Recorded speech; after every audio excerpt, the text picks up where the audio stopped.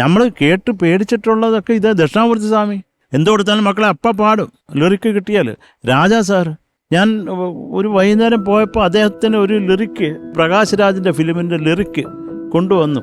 ആ ലിറിക്ക് കിട്ടിയതേ ഉള്ളൂ. അത് ഇങ്ങനെ ഒന്ന് തുറന്നിട്ട് അങ്ങ് പാടി സാറ്.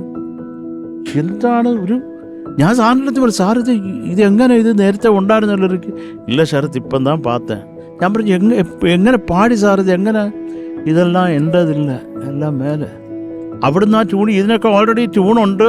അത് എന്നെ ഒരു ടൂളാക്കി ദൈവം ആ ട്യൂൺ കൊണ്ടുവരുന്നതേ ഉള്ളൂ, അല്ല ഇത് ഞാൻ ചെയ്തതല്ലെന്ന്.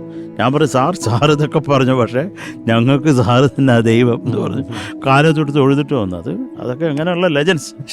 ഒരു 4 ലൈൻ ഓർമ്മയുണ്ടോ? പ്രകാശ് രാജ് ജസ്റ്റ് രായലേ നീലേഖനേ മാർച്ചടൗയലാ തെയ്യലേ നിരാഗമേ മരവടൗയലാ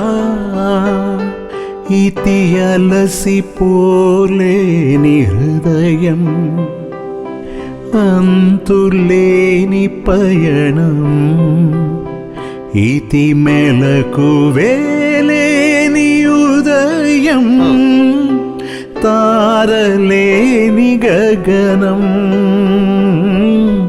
తారలేని గగనం